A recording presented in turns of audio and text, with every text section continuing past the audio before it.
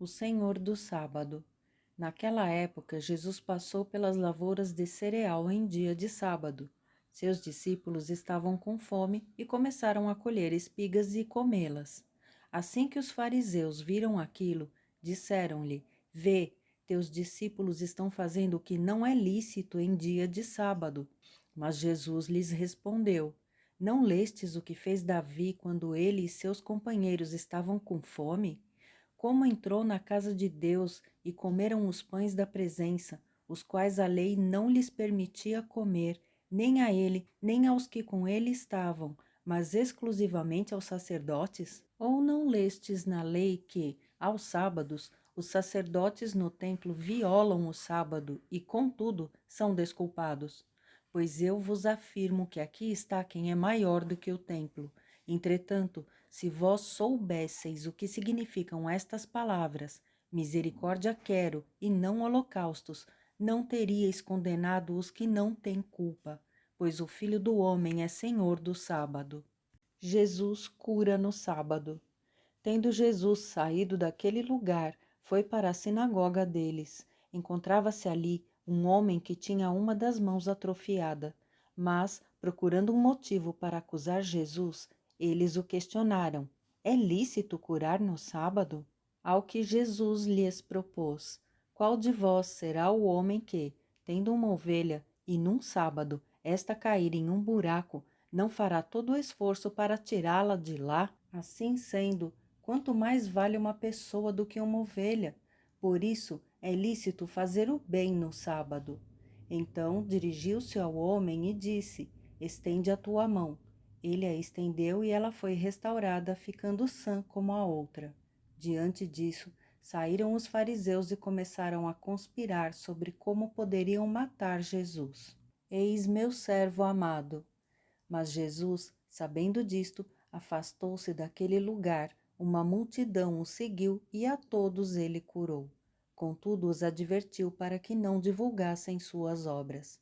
Ao acontecer isso, cumpriu-se o que fora dito pelo profeta Isaías: Eis o meu servo que escolhi, o meu amado, em quem tenho alegria. Farei repousar sobre ele o meu espírito, e ele anunciará justiça às nações.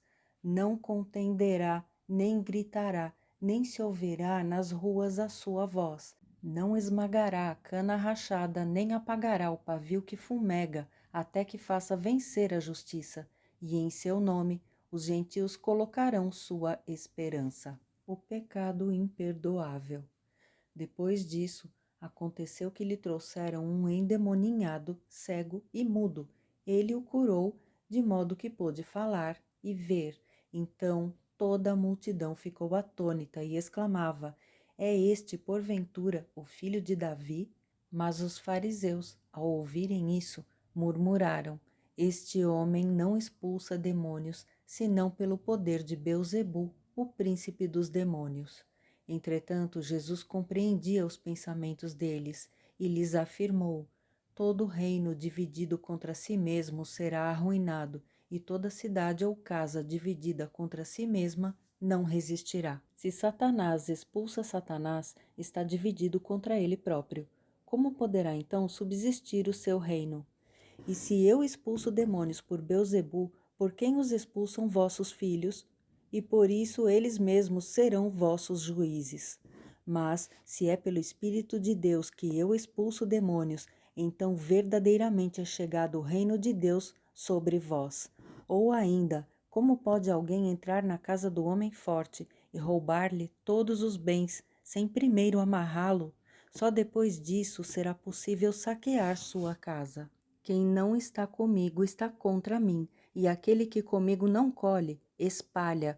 Portanto, eu vos assevero, todos os pecados e blasfêmias serão perdoados às pessoas.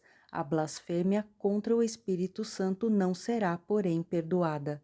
Qualquer pessoa que disser uma palavra contra o Filho do Homem, isso lhe será perdoado. Porém, se alguém falar contra o Espírito Santo, não lhe será isso perdoado, nem nesta época, nem no tempo futuro.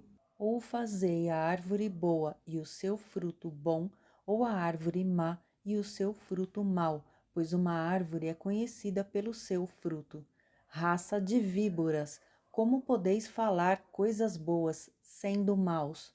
Pois a boca fala do que está cheio o coração.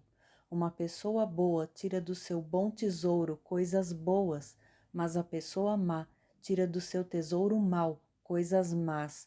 Por isso vos afirmo que de toda palavra fútil que as pessoas disserem, dela deverão prestar conta no dia do juízo, porque pelas tuas palavras serás absolvido e pelas tuas palavras serás condenado. O sinal da ressurreição. Então alguns dos mestres da lei e fariseus lhe pediram: Mestre, queremos ver de tua parte algum milagre. Ao que Jesus respondeu: Uma geração perversa e adúltera pede um sinal miraculoso. Todavia, nenhum sinal lhe será dado, exceto o sinal miraculoso do profeta Jonas. Portanto, assim como esteve Jonas 3 dias e 3 noites no ventre de um grande peixe, assim o Filho do Homem estará 3 dias e 3 noites no coração da terra. O povo de Nínive se levantará no dia do juízo com esta geração e a condenará, pois eles se arrependeram com a pregação de Jonas. E eis que aqui está quem é maior do que Jonas. A rainha do sul se levantará no juízo com esta geração e a condenará, pois ela veio dos confins da terra para conhecer os sábios ensinamentos de Salomão. E eis que aqui está quem é maior do que Salomão. Quando um espírito imundo sai de uma pessoa, passa por lugares áridos procurando descanso, mas não encontra onde repousar. Então diz: Voltarei para a minha casa de onde saí, e retornando, encontra a casa desocupada, varrida e arrumada. Diante disso, vai e leva consigo outros 7 espíritos, piores do que ele, e entrando, passam a morar ali. E o estado final daquela pessoa torna-se pior que o primeiro.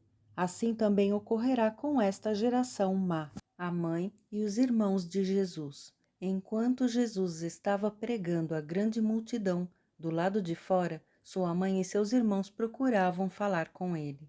Então alguém o avisou: Tua mãe e teus irmãos estão lá fora e desejam falar-te.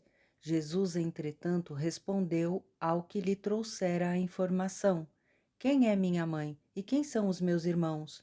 E estendendo a mão na direção dos discípulos, afirmou: Eis minha mãe e meus irmãos. Pois todo aquele que faz a vontade de meu Pai, que está nos céus, este é meu irmão, minha irmã e minha mãe.